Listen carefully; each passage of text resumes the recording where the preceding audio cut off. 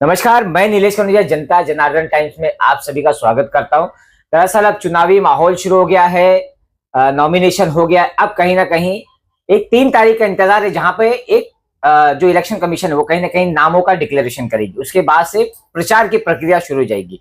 ऐसे में मैं आपको बताऊं कि 31 वार्ड जो है वो कहीं ना कहीं चर्चे में बना हुआ है, क्योंकि यहाँ के जो पूर्व नगर सेवक है सारे, वो कहीं ना कहीं एक दिग्गज माने जा रहे हैं।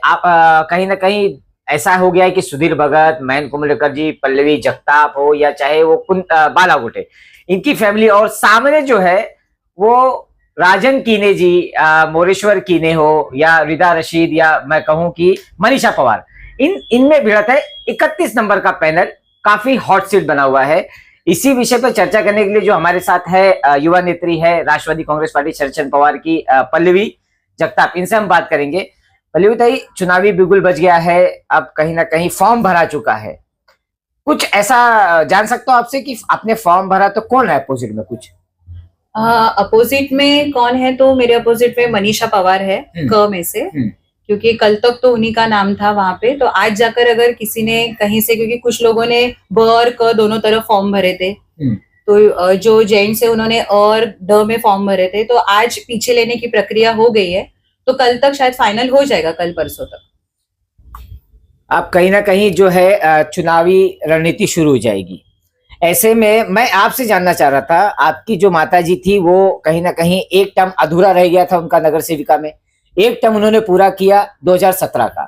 तो अब जब जनता के सामने आप जाएंगी, प्रचार करेंगी, सभा लगेगा, कैसे यकीन दिलाओगी कि जो का विकास हुआ है और उस विकास के बल पे मुझे जिता के दीजिए? तो जनता को विश्वास देने की जरूरत ही नहीं है, क्योंकि मेरा काम दिख रहा है लोगों को।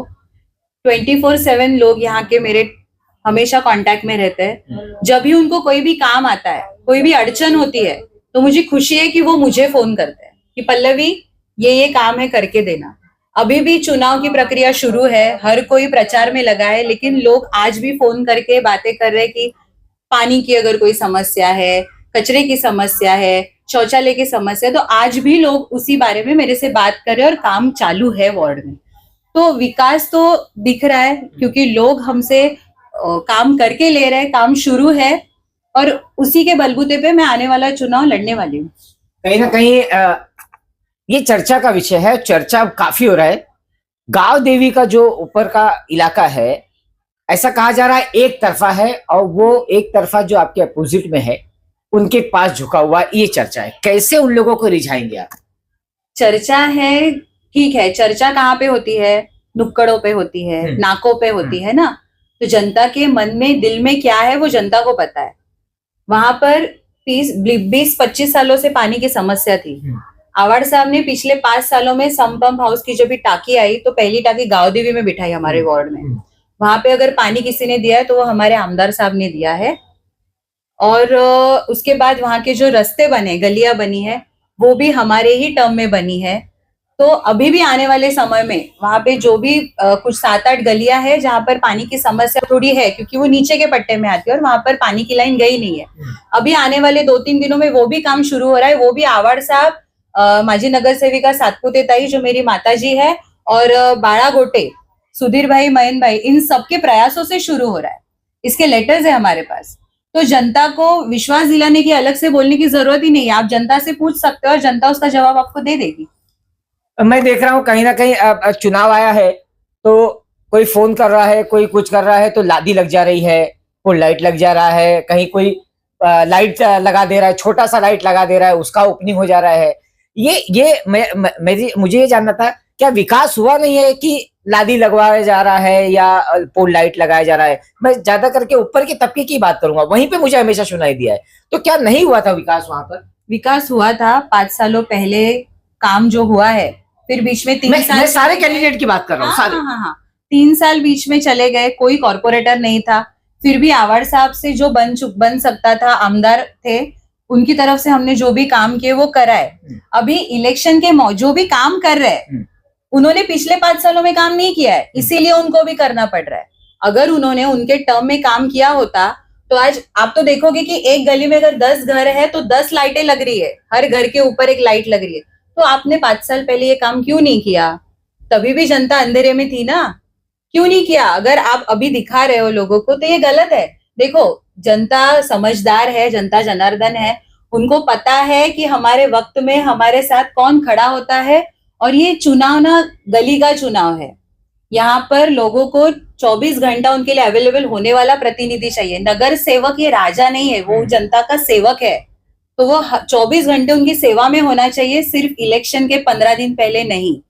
तो जो करना है करने दो, जो चमकाना है चमकाने दो। आप जो बोल रहे हो कि लादियां लग गई है, तो अच्छी गलियां तोड़ के वापस लादी की जा रही है, अच्छा कोबा तोड़ के उसके ऊपर लादी बिठाई जा रही है। तो ये करने की जरूरत क्यों पड़ रही है अगर आपने पिछले सालों में काम किया है तो? अब एक थोड़ा सा चुनावी, मैं जो आपके विरोधी है या आपके अपोजिट में है उनकी चर्चा थोड़ा सा करना चाहूंगा। कहीं ना कहीं ये हुआ कि जैसे मैं पहले आपसे जानना चाहूंगा, आप जो चुनाव लड़ रही है, चेहरा जितेंद्र आवाड़ जी है? जितेंद्र आवाड़ जी है, मेरी माँ है और मेरा काम है। ये अच्छा। 3 मुद्दों पे मैं चुनाव लड़ रही हूँ। इसलिए मैं पूछा क्योंकि जो आपके अपोजिट में कहीं ना कहीं राजन कीने फैमिली है, मतलब राजन कीने, मोरेश्वर कीने है और उनके साथ 2 है। वो भी जो लोग हैं वो राजन दादा के चेहरे पे चुनाव लड़ रहे हैं। लेकिन कहीं ना कहीं चर्चा ये हुई कि कलवा मुमरा विकास अघाड़ी ऐसा बनाया गया या मुमरा कलवा विकास अघाड़ी बनाकर चुनाव लड़, लेकिन अब जो है उन्होंने निर्णय बदला और वो आ गए हैं राष्ट्रवादी, मतलब जो है अजीत पवार, घड़ी के निशान पे। तो आपको क्या लगता है कि राजन कीने जी ने जो अपनी पार्टी बनाई थी वो पार्टी छोड़कर ये पार्टी से चुनाव लड़ रहे हैं? कुछ आप बताइए कि मतलब आपको क्या लग रहा है, ये कैसा हुआ? शायद उनको लगा होगा कि उनकी विकास आघाड़ी इस वार्ड में चलेगी नहीं, घड़ी लेंगे तो लोग उनके साथ जाएंगे, ये उन्होंने कुछ सोचा होगा, उनकी स्ट्रैटेजी होगी, इसीलिए वो घड़ी में आ गए। अब कहीं ना कहीं ये हो रहा है, आपने भी अपना काम बताया, मुमरा भी अब चाहता था कि बदलाव हो, और हमेशा जब भी किसी से बात हुआ है तो उन्होंने कहा अब मुमरा को बदलाव चाहिए, युवा चाहिए, पढ़ा लिखा चाहिए। तो युवा तो आप दिख रही है पढ़ी लिखी है ना? जी, मैं बीई सिविल हूँ, मैं सिविल इंजीनियर हूँ, इसीलिए तो मुझे ये गटर बनाना, रास्ते बनाना, कचरे के लिए काम करना, सार्वजनिक शौचालयों के लिए काम करना, एक इंजीनियरिंग का तो काम होता है ये। जब कोई नगर सेवक फाइल बनाता है, उसका एस्टिमेट निकालता है, उसके लिए डिजाइन बनाता है, उसका प्लान करता है, तो उसके लिए इंजीनियर लगता है। तो मैं खुद को एक आप बोल सकते हो कि मैं खुद को भाग्यवान समझती हूँ कि मैंने जिसकी पढ़ाई करी है अभी मैं उसी का काम कर रही हूँ लोगों के लिए, और वो सेवा का काम है, मेरा प्रोफेशन भी है। नगर सेवक बनने के बाद क्या ऐसा काम करेंगी कि लगे कि हाँ 31 वार्ड का जो है अब डेवलपमेंट शुरू हो गया है? एक बड़ा काम बताइए। सबसे पहले चुन के आते ही मैं पानी के लिए काम करना चाहूंगी, पानी का नियोजन मुझे करना है, क्योंकि जो भी लाइनें हैं वो भी पुरानी हो चुकी है, तो उसका ठीक से नियोजन करना। इलीगल कनेक्शंस जो अभी पिछले 2-3 महीनों में आप देखोगे ना, तो इलीगल कनेक्शंस बहुत बढ़ चुके हैं, उसके लिए काम करना कि वो पहले चले जाए, और ऊपर तक पहाड़ तक पानी कैसा पहुंचे, पहाड़ का इलाका कैसे हम अलग कर सके, नीचे का इलाका कैसे अलग कर सके, इसके लिए मुझे नियोजन इसका करना है। और दूसरा आता है कचरा। सबसे पहले कचरे के ऊपर काम करना है और लोगों को कचरे से मुक्त करना है। आप थोड़ा सा अगर एजुकेशन पे भी ध्यान दें, क्योंकि मुमरा के अंदर कोई एजुकेशन पे बात नहीं करता है। मुझे काफी सारे मैसेजेस आते हैं कि नीलेश भाई अगर आप पूछे तो नगर सेवकों से पूछे ना कि डेवलपमेंट में एजुकेशन क्यों नहीं लेते हैं, क्योंकि सब लोग तो पढ़े लिखे हैं, मतलब जैसे आप पढ़े लिखे, तो आपको भी लगता होगा ना कि जो छोटा तबका वो भी पढ़े लिखे, तो एजुकेशन पे क्या करेंगे? मैं आपके माध्यम से बताना चाहती हूँ कि चुन के आते ही हम लोग जो बोर्ड एग्जाम्स होते हैं, 10th और 12th के एग्जाम्स होते हैं, उसके लिए हमारे यहाँ के बच्चों को फीस अफोर्ड कर नहीं पाते, वो क्लासेस की, वो महंगे होते हैं क्लासेस, बड़े बड़े कोचिंग क्लासेस है, तो उनको बेहतर से बेहतर कोचिंग मिले, इसीलिए हम लोग उनको फ्री क्लासेस देने वाले। हर साल हमारी तरफ से उनको फ्री कोचिंग दिया जाएगा बोर्ड एग्जाम के लिए, फ्री प्रीलिम एग्जाम्स ली जाएगी, उसके लिए कोई चार्जेस नहीं होगा। फिर आरटी के ऊपर हम लोग तो कई सालों से काम कर रहे हैं, संघर्ष के थ्रू रूता आवाड़ मैडम, क्योंकि उनका ऑफिस और हमारी ऑफिस बाजू बाजू में, तो संघर्ष के थ्रू जो भी आरटी के काम किए जाते हैं उसमें हम भी शामिल है, हम भी उसके ऊपर काम कर रहे हैं। आंगनवाड़ी नहीं है, टीएमसी ने आज तक आंगनवाड़ी के लिए फंड नहीं दिया है, टीएमसी के पास कोई ऐसी जगह नहीं है कि वो आंगनवाड़ी के लिए उन्होंने रखी हो, तो उसके ऊपर मुझे काम करना है कि छोटे बच्चों से लेके बड़ों तक, 12th तक, HSC तक, हायर एजुकेशन तक लोग बच्चों को कैसे हम लोग उसमें मदद कर सके। अब आता हूं राजनीतिक सवाल पे थोड़ा सा। आपके सामने 6 टर्म के जो है नगर सेवक विधायकी लड़ चुके हैं, उनके जो भाई है वो भी 1 टर्म के नगर सेवक, 2 जन जो अभी नए हैं। क्या लगता है कितना टक्कर आप दे पाएंगे? क्योंकि एक हवा चल रही है कि राजन दादा को हराना मुश्किल है, मतलब समझ लीजिए उनके पैनल को हराना मुश्किल है। कैसे टक्कर देंगी आप उनको? हम जो भी चारों लोग हमारे पैनल में है और उसके साथ साथ हमारे साथ आवाड़ साहब है जो यहाँ के आमदार है। अभी आपने पूछा ना किसके चेहरे पे काम कर रहे हो, आवाड़ साहब का काम है। एमएलए इलेक्शन में आवाड़ साहब को जिस तरीके से लोगों ने इतने मार्जिन से जिताया है वो है सामने। मेरी माता जी है जिन्होंने मुमरा और दीवा दोनों प्रभाग समिति में सबसे ज्यादा हाईएस्ट वोटिंग अगर किसी को हुए तो मेरी माँ है। 9101 वोट्स आज तक मुमरा और दीवा में 2017 के इलेक्शन में किसी को नहीं मिले थे।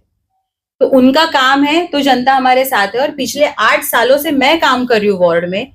मयन भाई के पुराने काम आज भी लोग गिनवा रहे कि मयन भाई आपके साथ है, तो हम खुश है क्योंकि उन्होंने जो काम किए हम लोग आज तक भूले नहीं है। सुधीर भाई ने वो 3 टर्म यहाँ के कॉर्पोरेटर थे, उनके लोग काम गिनवा रहे। बाड़ा गोटे उनके घर के 2 नगर सेवक थे, उनके लोग काम गिनवा रहे। तो हम क्यों खुद को कमजोर समझे?